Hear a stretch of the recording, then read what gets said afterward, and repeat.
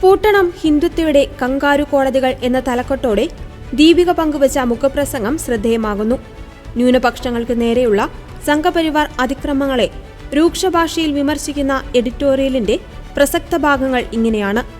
ഹിന്ദുത്വയുടെ kangaroo കോടതി ഒടുവിൽ കൂടിയത് ഒഡീഷയിൽ റൂർക്കല രാജ്യറാണി എക്സ്പ്രസിലായിരുന്നു.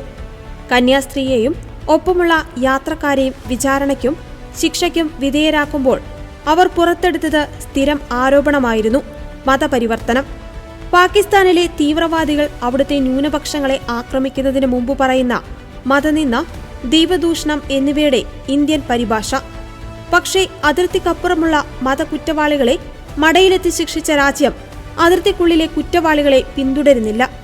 നിർബന്ധ മതപരിവർത്തന നിരോധന നിയമങ്ങൾ കൊണ്ട് ന്യൂനപക്ഷങ്ങൾക്ക് പീഡനവും തടവറയും ഗർഭാപ്പസി കൊണ്ട് ഹിന്ദുത്വയ്ക്ക് സംരക്ഷിത മേഖലയും ഉറപ്പാക്കിയവർ വളർത്തിയെടുത്ത അക്രമി സംഘങ്ങളാണ് ട്രെയിനിൽ നിന്ന് കന്യാസ്ത്രീ ഉൾപ്പെടെയുള്ളവരെ വലിച്ചിറക്കിയത്.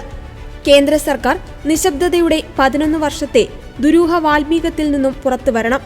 മതേതരത്വം ഭരണഘടനയിലെ വാക്കല്ല, ഭരിക്കുന്നവരുടെ പ്രവൃത്തിയാണ്. രാജ്യത്ത് ക്രൈസ്തവർക്കെതിരെയുള്ള ആക്രമണങ്ങളിൽ പുതിയതാണ് മെയ് 31 രാത്രി 11 ഒഡീഷയിലെ ബറാംപൂരിനടുത്തുള്ള ഗോർദ റോഡ് റെയിൽവേ സ്റ്റേഷനിലുണ്ടായത്. പരിശീലന പരിപാടിയിൽ പങ്കെടുക്കാനായി ജാർസുഗുഡയിലേക്ക് റൂർക്കല രാജ്യറാണി എക്സ്പ്രസിൽ യാത്ര ചെയ്യുമ്പോഴാണ് കന്യാസ്ത്രീക്കും കൂടെയുണ്ടായിരുന്ന കുട്ടികൾക്കും നേരെ സംഘപരിവാർ അതിക്രമം. ഹോളി ഫാമിലി സന്യാസിനി സമൂഹാംഗമായ 29 വയസ്സുള്ള കന്യാസ്ത്രീയും കൂടെയുണ്ടായിരുന്ന സഹോദരൻ ഉൾപ്പെടെ 2 ആൺകുട്ടികളും 4 പെൺകുട്ടികളുമായിരുന്നു ഇരകൾ. പെൺകുട്ടികളിലൊരാൾ കടുത്ത തലവേദനയെ തുടർന്ന് കരയുന്നത് കണ്ട ബജ്രംഗ് ദൾ പ്രവർത്തകർ കുട്ടിയെ കന്യാസ്ത്രീ നിർബന്ധിച്ച മതപരിവർത്തനം നടത്തുവാൻ കൊണ്ടുപോവുകയാണെന്ന് പറഞ്ഞ് തടയുകയും ഗോർദ റോഡ് റെയിൽവേ സ്റ്റേഷനിലേക്ക് കൂടുതൽ പ്രവർത്തകരെ വിളിച്ചു വരുത്തുകയും ചെയ്തു. അവർ ട്രെയിനിനുള്ളിലേക്ക് ഇരച്ചു കയറി ചോദ്യം ചെയ്യൽ തുടങ്ങി. കന്യാസ്ത്രീക്ക് നേരെ കയ്യേറ്റവും വധഭീഷണിയുമുണ്ടായി. തങ്ങൾ ജന്മനാ ക്രൈസ്തവരാണെന്ന് കുട്ടികൾ പറഞ്ഞെങ്കിലും അക്രമികൾ പിന്മാറിയില്ല. ഇവരെ ട്രെയിനിൽ നിന്ന് വലിച്ചിറക്കി റെയിൽവേ പോലീസിന്റെ ഓഫീസിലെത്തിച്ചു. പോലീസ് കാഴ്ചക്കാരായി നിന്നു.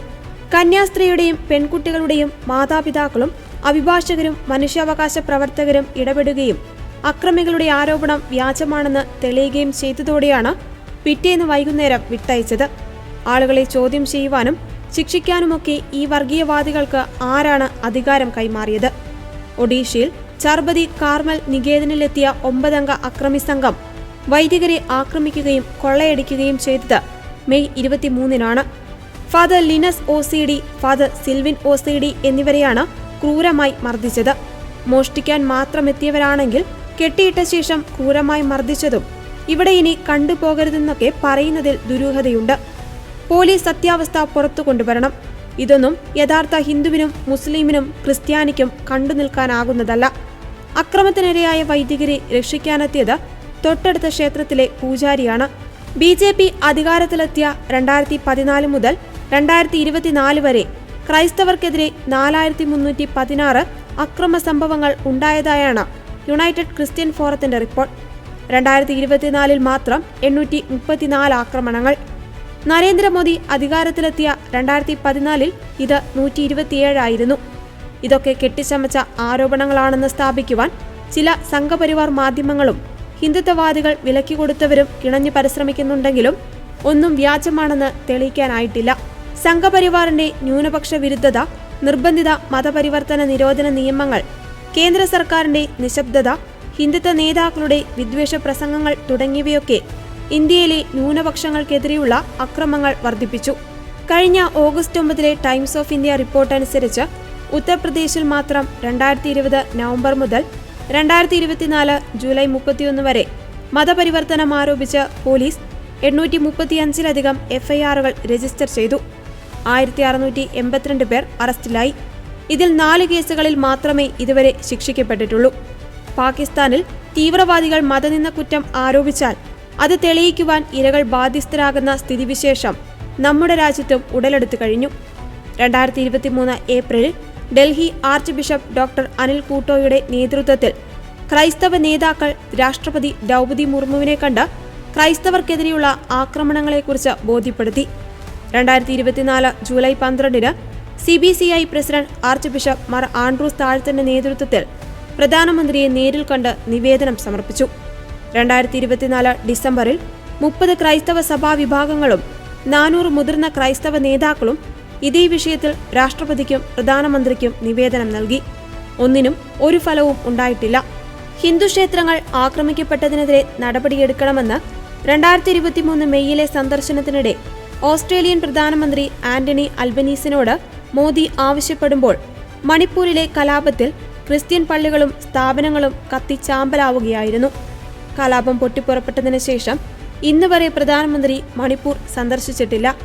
യൂറോപ്പിലും അമേരിക്കയിലും ഗൾഫ് രാജ്യങ്ങളിലും ഹൈന്ദവ ക്ഷേത്രങ്ങളും വിശ്വാസവും സംരക്ഷിക്കപ്പെടുന്ന കാലത്ത് ഏറ്റവും വലിയ ജനാധിപത്യ രാജ്യം ന്യൂനപക്ഷ സംരക്ഷണത്തിൽ പിന്നോട്ടു പോകുന്നു. മതഭ്രാന്തികൾക്കെതിരെയുള്ള പോരാട്ടം വിവിധ തലങ്ങളിൽ നടക്കേണ്ടതാണ്. പക്ഷേ സർക്കാർ ഒപ്പമില്ലെങ്കിൽ മാധ്യമങ്ങളുടെയും രാഷ്ട്രീയ പാർട്ടികളുടെയും മതേതര സംഘടനകളുടെയും ഒന്നും ശ്രമം ഫലവത്താകില്ല. ഉത്തരേന്ത്യയിൽ പലയിടങ്ങളിലും പുരോഹിതർക്കും കന്യാസ്ത്രീകൾക്കും തങ്ങളുടെ സന്യസ്ത വേഷങ്ങൾ ധരിച്ച് യാത്ര ചെയ്യാനാകാത്ത സ്ഥിതിയുണ്ട്. ഒപ്പമുള്ളവർ ആരാണെന്ന് വർഗീയവാദികളെ ബോധ്യപ്പെടുത്തുവാൻ സർട്ടിഫിക്കറ്റുകളുമായി സഞ്ചരിക്കേണ്ടി വന്നിരുന്നു. ഈസ്റ്ററും ക്രിസ്തുമസും ഞായറാഴ്ച ആചരണവുമൊക്കെ ഭീതിയുടെ അന്തരീക്ഷത്തിലായി. ആരാധനാലയങ്ങളുടെ അടിത്തറമാന്തലും ബുൾഡോസർ രാജും ആൾക്കൂട്ട ആക്രമണങ്ങളുമൊക്കെ സമ്പന്ന ന്യൂനപക്ഷത്തിന്റെ അഭിവൃദ്ധി സൂചനയായ 4ാം സാമ്പത്തിക ശക്തി പതക്കം കൊണ്ട് മറയ്ക്കാനാകില്ല. ഹിന്ദുത്വ ശക്തികൾ എപ്പോൾ എവിടെ വെച്ച് ആവശ്യപ്പെട്ടാലും വിചാരണയ്ക്ക് നിന്നുകൊടുക്കുവാനുള്ള ബാധ്യത ന്യൂനപക്ഷങ്ങൾക്കില്ല. ഈ ഭൂരിപക്ഷ വർഗീയത കേന്ദ്ര സർക്കാരിന്റെ പിൻവാതിൽ നിയമനമല്ലെങ്കിൽ നിശബ്ദത അവസാനിപ്പിക്കണം. മതം ചോദിച്ച് നിരപരാധികളെ ആക്രമിക്കുന്നവർ പഹൽഗാമിലായാലും ഒഡീഷയിലായാലും ഛത്തീസ്ഗഡിലായാലും UPയിലായാലും ശിക്ഷിക്കപ്പെടേണ്ടതാണ്. മതഭ്രാന്തിന്റെ കങ്കാരു കോടതികൾ പൂട്ടാൻ കേന്ദ്ര സർക്കാരിന് മാത്രമേ സാധിക്കൂ. രാജ്യം കാത്തിരിക്കുന്നു എന്ന വാക്കുകളോടെയാണ് എഡിറ്റോറിയൽ പൂർണ്ണമാകുന്നത്.